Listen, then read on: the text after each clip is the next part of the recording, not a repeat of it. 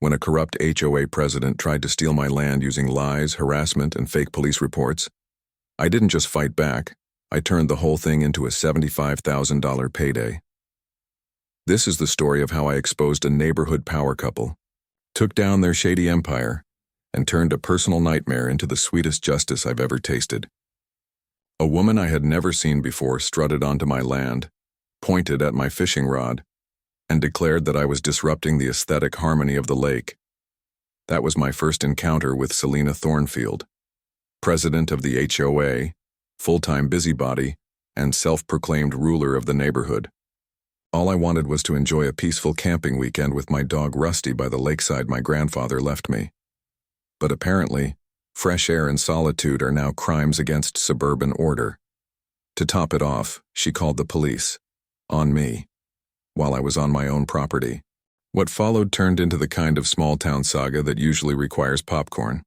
If your HOA has ever gone off the rails, drop a comment. I need to know I'm not the only one living inside a real-life sitcom. I'm Adam Matthews. I own a 200-acre ranch in East Texas, a property that's been in my family for 3 generations. The lake, surrounded by old oak trees planted by my grandfather, is more than just a stretch of water to me. It's home, it's peace, it's legacy. Every weekend, Rusty and I spend time here, making memories and finding calm. About 6 months back, a new housing development called Pinewood Estates popped up next to my land. The homes were modern and probably ranged from $300,000 to $400,000, the kind of place where you'd expect people to keep to themselves. Turns out, I was completely wrong about that. The residents elected Selena Thornfield as the head of their HOA, and she had her own opinion about what counted as her jurisdiction. One Saturday morning in early October, I was sitting in my camp chair by the water, fishing rod in hand, when I heard footsteps crunching through the grass. Rusty's ears shot up and he gave a low growl, which was rare since he's usually friendly to everyone. I turned to see a woman, probably in her late 30s, walking toward me. She was wearing a sharp business suit even though it was the weekend. Her posture screamed entitlement, and the look on her face made it clear this wasn't a friendly visit. "Excuse me," she said in a voice that was syrupy sweet on the outside but carried a steel edge. "I'm Selena Thornfield, president of the Pinewood Estates Homeowners Association. I need a word with you about your camping situation." Laid my fishing pole aside and got to my feet with Rusty taking his place beside me, still giving her a cautious stare. "Well, good morning, Miss Thornfield," I said, doing my best to stay civil. "I'm Adam Matthews and this here's my dog Rusty. What can I help you with?" She surveyed my little campsite, the tent, chairs, cooler, and tackle box, with a look like she'd stumbled upon a biohazard. "Mr. Matthews, your camping setup here is a problem, are causing quite the visual disruption to our community," she continued, her tone sharpening. "Our residents have made substantial investments in their homes and they deserve to enjoy a neighborhood that meets certain expectations. Your little campsite doesn't exactly reflect those standards." I raised an eyebrow, glanced around at my peaceful setup, a tent, 2 chairs, a cooler, and a fishing rod, then looked back at her. "Ma'am, I respect your opinion, but this land belongs to me. My family's owned it since 1947, long before your subdivision existed. I'm not breaking any laws or causing harm. I'm simply enjoying my property." Selena's smile thinned into something far more strategic. There was a flicker in her eyes, cold, clever, and calculating. "Oh, I understand that you believe this is your land, Mr. Matthews," she replied smoothly. "But you might want to take another look. Lake access laws in Texas can be a bit tricky, and there are broader community interests at stake." She took a small step closer, as if that gave her more authority. "My husband's company, Thornfield Development, has done extensive legal and environmental research on land use in this region. We're deeply committed to improving the lake area for everyone. Maybe we could sit down and discuss ways you might align with the neighborhood's shared vision." The word cooperate hung in the air like a threat. It didn't sound like an invitation. It sounded like an ultimatum. I felt Rusty stiffen beside me, his instincts kicking in again. I reached down and gave his head a calm stroke, partly to soothe him and partly to anchor myself. "Miss Thornfield, I said, my voice steady. I don't know what research you're referring to, but I have a legal title to this property. The lake is entirely within my boundaries, and I've paid taxes on it for years. For just a split second, her mask slipped. The friendly facade cracked, and something colder slid through before she fixed it again. Mr. Matthews, I don't think you fully grasp the situation. We have an entire community of well-connected individuals who are extremely concerned. Surely you wouldn't want the entire neighborhood working against you? She tilted her head slightly, her voice syrupy again, but now it was laced with iron. There are lots of things to think about. Property values, county inspections, environmental permits. A resistant attitude can cause complications. The warning was barely disguised, and I could feel my patience wearing thin. Rusty growled again, low and steady. I kept my voice level but firm. Miss Thornfield, I think we're done here. This is my land and I'll use it as the law allows. If you believe otherwise, feel free to call a lawyer. But unless you have legal grounds, I'd appreciate you leaving my property. She studied me for a long moment, her expression unreadable. Then she smiled, not the kind of smile meant to reassure, but the kind you'd expect from a shark just before it strikes. Very well, Mr. Matthews. But I suggest you reconsider. Sometimes it's wiser to work with your neighbors instead of against them. I'm sure we'll be talking again soon. With that, she turned and walked off, her heels snapping against the ground like angry punctuation marks. Rusty watched her go, ears perked and tail stiff. I had the creeping sense that my dog understood people better than I did. As I watched her disappear toward Pinewood Estates, I figured she was just a power-hungry neighbor used to bullying people into submission.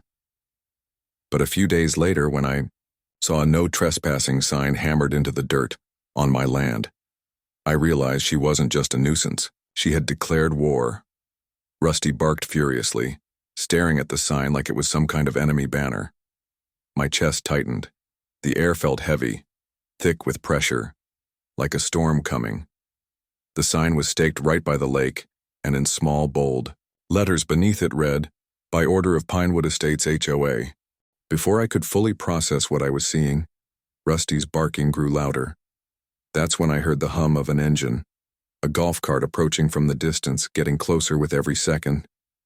What had started as a peaceful morning was now spiraling fast. The cart rolled into view, and riding in it was Selena, flanked by two men in matching black polos with Pinewood security embroidered on their chests. This wasn't a neighborly visit anymore. This was a power move. The words Pinewood Security stood out on their shirts right over chests that looked like they bench-pressed refrigerators for fun. All three moved in perfect sync as they stepped off the golf cart, like they'd done this kind of thing before. Selena's eyes locked onto me, her lips curling into a smirk that didn't reach her eyes. Those eyes, cold and calculating, cut sharper than any blade. "Mr. Matthews," she said in that syrupy voice I was starting to hate, "I see you're interfering with community property. I'll need you to step away from the sign and vacate the area immediately." Rusty barked wildly now, clearly sensing the rising tension. I commanded him to sit and stay, mostly to keep him from charging, but also to remind myself to stay calm. "Community property?" I echoed, holding the sign up so she could read it clearly. "Selena, this is my land. You've got no authority to plant signs here, and even less to march onto my property with hired security." One of the guards stepped closer, arms crossed tight over his chest, his posture tensed like he was ready to pounce. "You're making this harder than it has to be," he warned, voice flat. "Miss Thornfield has given us direct instructions." Behind them, Selena stood smugly, the smile still carved across her face like a threat dressed up in pearls. I reached into my back pocket and pulled out the folded copy of my property deed, the one I'd started carrying since her last surprise visit. I held it up. "This says otherwise. This is private land. You're all trespassing. I'm asking, unpolitely, that you leave." One of the guards chuckled. The sound had no humor in it. "We don't recognize that paper, sir. We only answer to Miss Thornfield." That's when it clicked. This wasn't just a pushy HOA president puffing her chest. This was coordinated, deliberate. Selena had brought muscle with a plan, and she expected me to cave. I looked back at the sign, then at the guards, then at Rusty, still sitting, still trembling with restraint, and I felt something cold settle deep inside me. This wasn't about a neighborly dispute anymore. This was a hostile takeover. "You know what?" I said, calmly folding the deed and tucking it back into my pocket. "Let's see what the real authorities have to say." I turned and began walking toward my house, Rusty falling in step beside me. Behind us, I could hear muffled conversation and the sound of phone cameras snapping pictures of my gear. Later that evening, I found an official-looking envelope tucked into my mailbox. Expensive paper, formal formatting, and of course a signature from Selena Thornfield, President, Pinewood Estates, HOA. The letter accused me of violating community standards by engaging in unauthorized recreational activities on land they now called disputed property. I was ordered to immediately stop all camping, fishing, and related use of the lake area. The letter warned that failure to comply would lead to appropriate legal action. It stated that the HOA was ready to take all necessary steps to protect community interests. But it was the final paragraph that made my blood boil. Apparently, the HOA had already retained legal counsel and was prepared to pursue injunctive relief unless I voluntarily cooperated. I read the letter 3 times, and with each pass my anger grew hotter. So I did what any sane landowner would do. I opened my laptop and started digging into Selena Thornfield and her husband's business, Thornfield Development. The results made everything click. Their company had a pattern, a strategy. They'd target lakeside properties, then stir up trouble through HOA complaints, citations, and pressure. Once the owners were fed up or out of options, they'd swoop in with an underpriced offer. I found 2 cases in nearby counties where families sold their homes for way less than market value. One was a retired couple worn down by relentless threats and inspections. Another was a young family that simply couldn't take the harassment anymore. Same blueprint, different victims. Looking out at the lake through my kitchen window, Rusty at my feet, his ears twitching, I realized Selena wasn't just playing HOA games, she was playing chess, and she thought I was just another pawn. But she was about to learn, I don't fold that easy. I decided I'd had enough of being blindsided. It was time to learn everything I could about Selena Thornfield and how she operated, and the more I uncovered, the colder the chill that ran down my spine. This wasn't some petty neighborhood spat. It was a full-blown operation, a calculated conspiracy. The next morning I drove to the county courthouse, Rusty riding shotgun, his head out the window, tongue flapping in the wind like it had no idea what storm we were headed into. That old stone building had been standing in East Texas since the early 1900s, probably seen its fair share of land fights. I was hoping it had one more left in it. The clerk in the property records office, a warm woman in her 60s, gave me a quick tutorial on accessing their database, pointed me to a stack of printouts, and left me alone with the documents and a dusty computer terminal. Rusty curled up under the desk while I started digging. What I found chilled me more than I'd expected. This wasn't just aggressive real estate strategy. It was legalized theft, and Selena had perfected the formula. Over the past 5 years, Thornfield Development had quietly acquired 7 waterfront or near-water properties across 3 counties, all for prices well below their appraised value. The pattern was unmistakable. Selena would embed herself into the HOA, get elected to a position of power, then initiate a campaign of pressure against targeted landowners. Noise complaints, aesthetic violations, zoning challenges, selective enforcement of obscure bylaws. She turned the HOA into a weapon, grinding down owners until they either sold to her husband's company or abandoned their land entirely. The worst part, most victims never even realized they were being targeted. And then I found a name. Robert Jackson. He had been through the same thing I was facing now, same strategy, same tactics. Except Jackson had fought back, and initially, he'd won. A court had ruled that the HOA's actions amounted to harassment, and their accusations were baseless. But the win came at a devastating price. He went bankrupt. Forced to take out a second mortgage just to keep up with legal fees, Jackson eventually caved when Thornfield Development offered to buy his land for just enough to pay off his debt. He'd sued for damages, but Selena and her husband buried him under countersuits and endless motions until he ran out of cash. Reading his deposition was like staring into a crystal ball, and I didn't like what I saw. I kept digging. One case 3 years back showed that Selena had been sued successfully for filing misleading complaints with law enforcement. The plaintiff claimed that she had intentionally twisted the truth, just enough to trigger official response while staying technically within legal bounds. The case was settled out of court, but the documents contained damning details. Proof that she walked the razor-thin line between legal and illegal, manipulating, perception at every step. That's how she'd won so many times. She wasn't reckless, she was methodical. But what stood out most, and stuck in my mind later, was something Jackson had written in his deposition. Selena's biggest weakness is her belief that she's smarter than everyone else. She was so confident in her game that she'd started getting sloppy. That gave me an idea, a dangerous one. By the time I left the courthouse, I had a manila folder full of records that exposed her pattern in detail. Rusty must have sensed my mood. He stuck close during the ride home, his head resting against my leg, letting out soft whines like he understood the weight of what I'd discovered. That evening, sitting on the porch with Rusty at my feet, watching the sun dip behind the lake, I knew the smart move was to hire a lawyer and prepare for a long, expensive battle. But something in me didn't want to play defense. I wanted to flip the script. Selena expected resistance.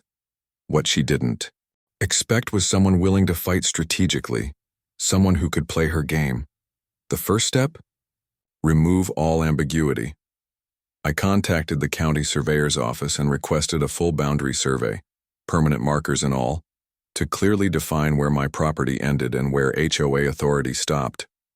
The surveyor, Bill, was in his 70s and had been charting land in East Texas longer than Selena had been alive. "This'll shut down any confusion," he said.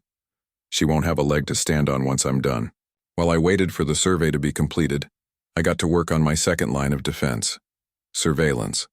I installed 4 high-definition security cameras around the lake area, each with night vision and wireless transmission, feeding directly into a secure drive in my house. It took an entire weekend. Rusty supervised, of course, barking at every squirrel and staring down every wire like it owed him rent. Just as I finished the final system test, Selena made her next move. I received a certified letter from something called the Pinewood Community Standards Board, yet another committee she had fabricated. The letter accused me of violating noise ordinances, sanitation codes, and fire safety regulations. It claimed that my quiet lakeside camp setup posed a hazard to community well-being. Attached were complaint forms from concerned residents, all with different handwriting, but suspiciously identical language. It was ridiculous. But I knew what she was doing, paper trailing her way to justification for more aggressive action. That week, I noticed something else. A dark SUV parked at different spots near my land, always on public roads, never quite trespassing, but always there, watching. At first I thought it might be a coincidence. Then Rusty started growling every morning like clockwork. It wasn't random. Someone was monitoring me. I began keeping my own notes. License plate, time of day, camera angle. Eventually I caught something big. The man in the SUV had entered my property twice to get a better view. He didn't realize I'd installed hidden cameras. I had footage of him trespassing. Proof. Selena's campaign escalated again. I got another letter, this one demanding the removal of my cameras. She claimed they violated the privacy rights of HOA residents and alleged I was using them to spy on the neighborhood. She even sent a copy to the county sheriff's office, along with a complaint that I was making residents feel unsafe. Classic. Selena weaponized the system, accused me of being the threat, all while hiding her own. But that desperate tactic? It told me something important. She was nervous. People confident in their position don't panic about surveillance. They don't flinch when evidence is gathered. But Selena was flinching, and that meant my plan was working. Friday afternoon. I got an official offer from Thornfield Development. $200,000 for my property, half its actual worth. It was signed by David Thornfield. But the manipulation behind every word, that was all Selena. She thought she'd broken me, that I was desperate, ready to fold. But what she didn't know was that I had set a trap. Cue dramatic pause, music shifts slightly. That weekend I prepped everything. Camera systems checked, documents organized, every legal line memorized. Even Rusty, my dog, sensed the tension. He never left my side. By Tiu.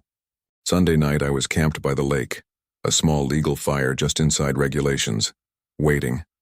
At 9:37 p.m., headlights cut through the trees, Officer Wilson's patrol car, and behind him, Selena smiling like the villain in her own script, SFX, car door slams, Rusty barking.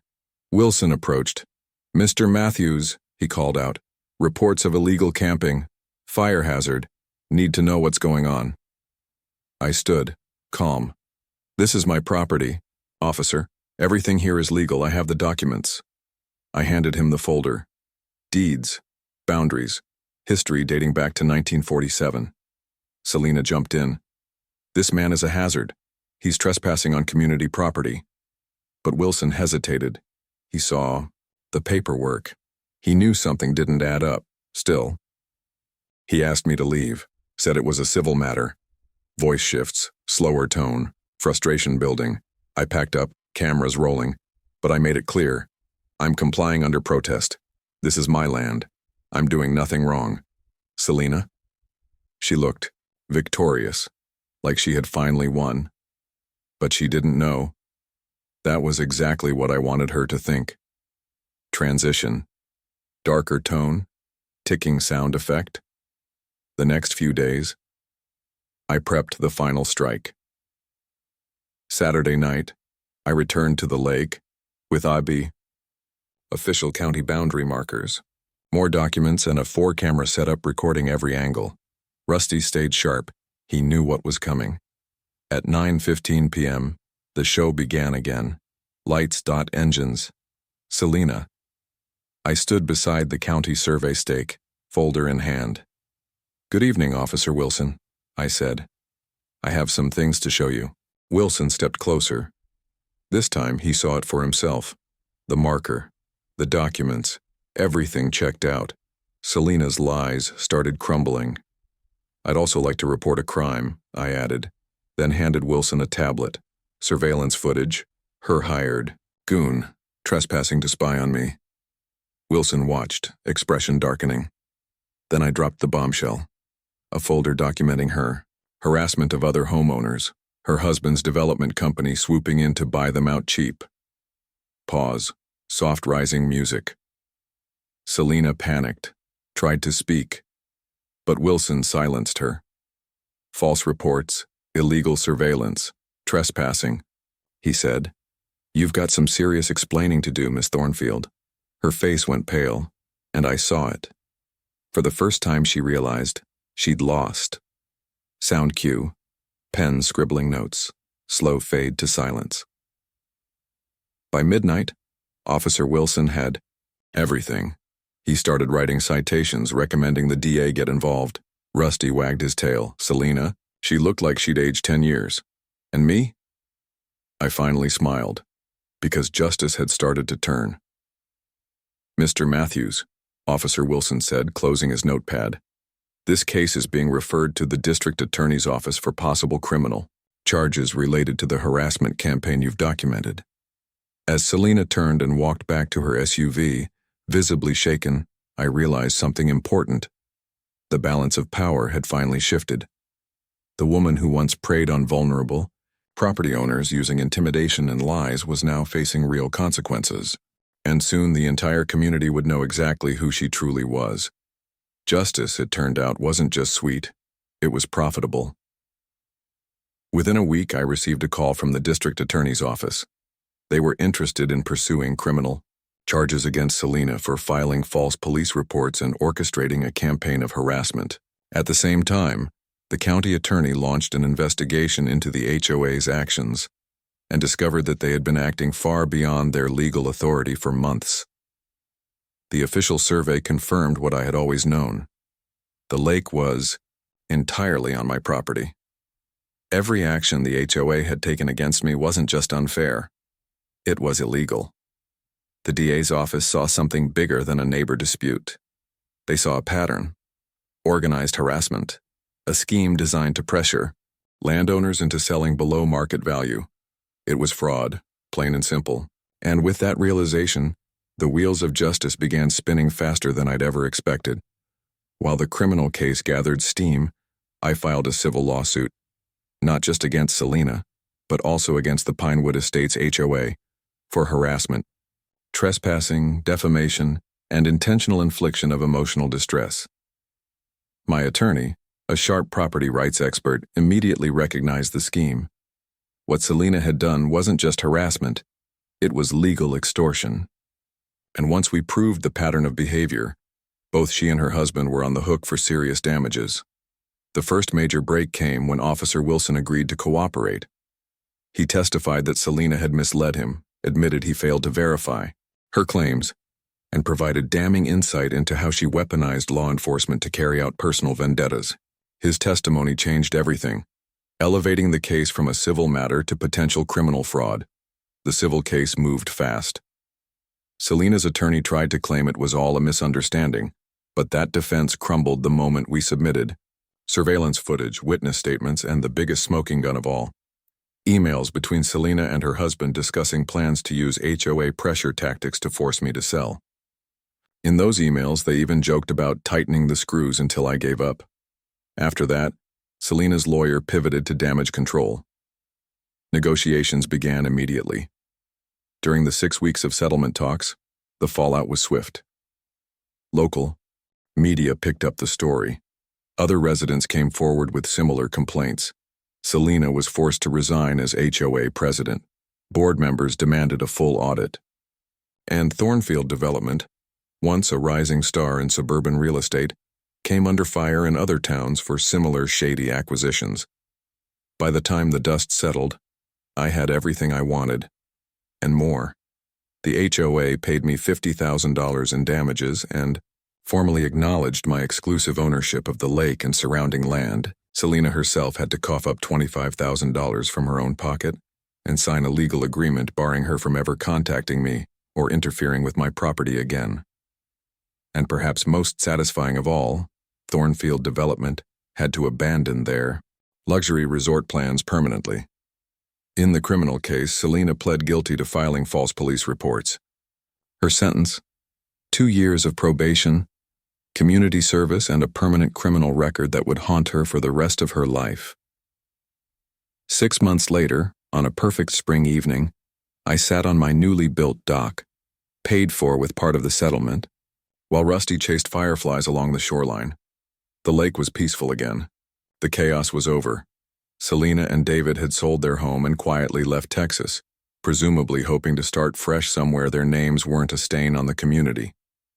Meanwhile, the new HOA board reached out with a formal apology and proposed a fair neighborly agreement to let local families use the lake for recreation, which I accepted. My property values had gone up. My land was secure, and the community was healing. But the best part? It wasn't just the money. It wasn't even the legal win. It was knowing that Selena's reign of intimidation was finally over, brought down by her own arrogance, greed, and the very tactics she had used against others. She thought she could pressure anyone into submission.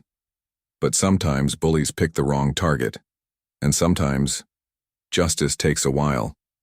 But it always lands $50,000 in my account, Rusty by my side, and the quiet lapping of water on the dock, that was the sound of victory. In the end, they lost everything: their positions, their reputation, and their dream project. And me? I'm sitting lakeside with my dog, a brand new dock, and a fat settlement check in the bank. Turns out, standing your ground isn't just right. It can be very, very profitable. At Rise Fuel, we don't just tell stories. We let the chaos speak for itself.